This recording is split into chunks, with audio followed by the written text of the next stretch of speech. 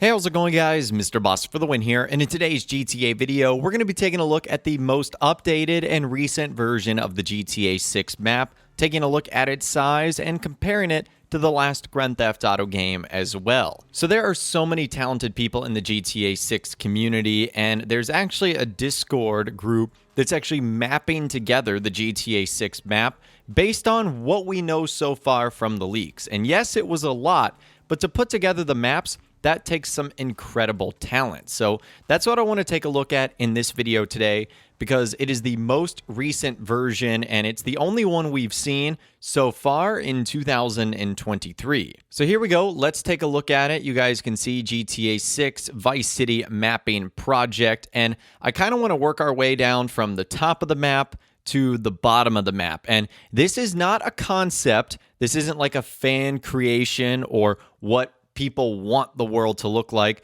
This is legitimately what it does look like based on the leaks. Now, of course, Rockstar could make their own changes, but this is what we know so far. There's a couple of interesting towns and locations, including Yorktown in the top sort of northwest of the map, as well as a mountain called Sugarloaf Mountain.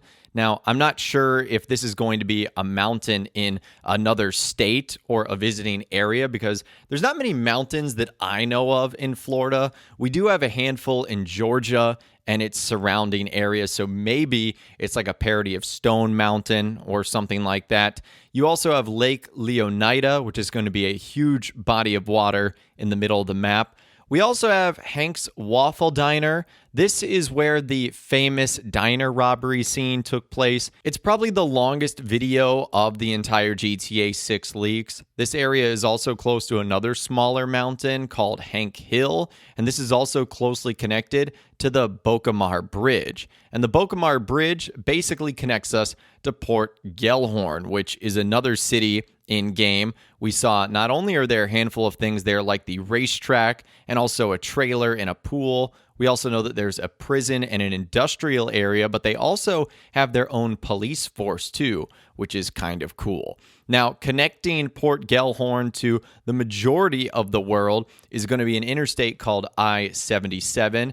This connects us to a neighborhood called Little Haiti, which we know of from our days of Grand Theft Auto Vice City, so that's kind of cool. In Little Haiti, there's a handful of other places you might recognize, like Rock Ridge and the Mamba Stadium, as well as an industrial facility, and it looks like what's going to be the main airport, as you can see a little bit of the tarmac right there, as well as the metro station. Now, Little Haiti is connected to the rest of the islands by an interstate I-97, and this takes us to a handful of things like a nightclub, some tennis courts, something called the Venetian Isle, as well as Flagger Monument, and this actually takes us to Ocean Beach and what's going to be downtown Vice City.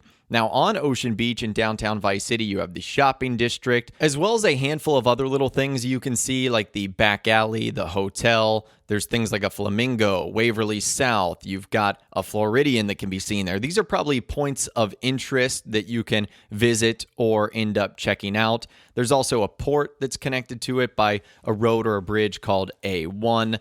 Now, just south of that, you have the Links, as well as a tennis center, Crandon Park. So we know that there's going to be tennis courts, probably golf courses like we see in Grand Theft Auto 5. This sort of connects us to the rest of the island, where you can see Homestead with the Keys Causeway, a shack or a shed located there, the Keys House, cell towers, and then a lighthouse all the way down at the bottom with an event called Lost at Sea.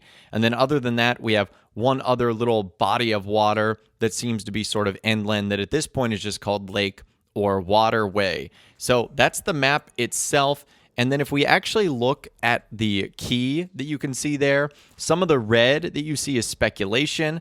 The dark brown or dark black is road. Brown is alley. Light brown is metro. Sort of gray is railroad. And then you can see the borders there. And then for the various colors, landmass urban, landmass rural, body of water, beach, player coordinates, and then miscellaneous coordinates. So I will leave a link to this in the description if you guys are interested, so you can take a look at it for yourself, because it'll allow you to actually zoom in and sort of go in depth on all the little squares and stuff that you can see here. But this is the map, and it really is starting to come together, which is so cool. Now, once this started coming out, players actually compared it to Grand Theft Auto 5's map, which if you think GTA 5's map is going to be massive, wait until you see Grand Theft Auto 6 map in comparison. And it looks almost like it's about 1.5 times bigger just based on this alone. Now,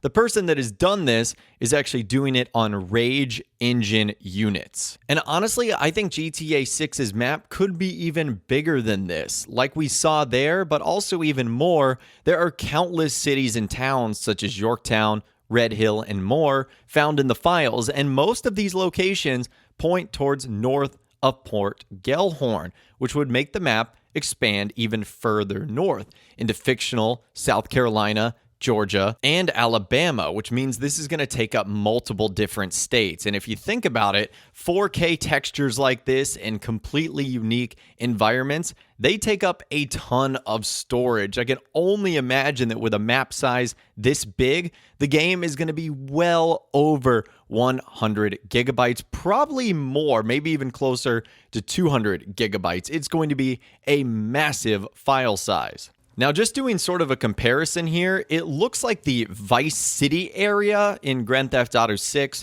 is going to be smaller than the Los Santos City area in Grand Theft Auto 5, but it looks like the entire world of GTA 6 is going to be much more expansive.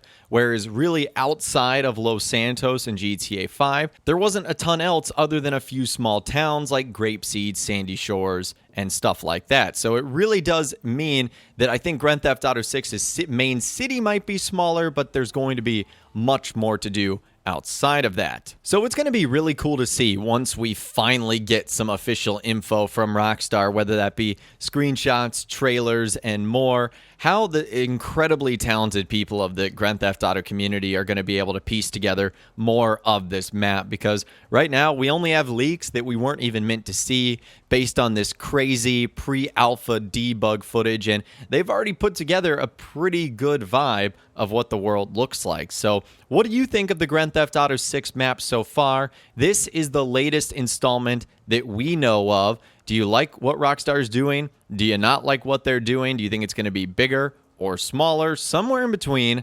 Let me know what you guys think in those comments down below. I'd love to hear from you guys down there. If you guys did go and enjoy this video, though, a like rating would, of course, be awesome. And be sure to subscribe to my YouTube channel if you are new. You want to stay up to date on all the latest GTA and all the Rockstar Games videos that I'll be doing here on my channel. And be sure to ring that notification bell as well. Sometimes YouTube just doesn't work, and if you ring that bell, you'll always be guaranteed to be notified when new videos arrive. But of course, as always, guys, thank you all so much for watching. Take care, and I'll see you guys in the next video.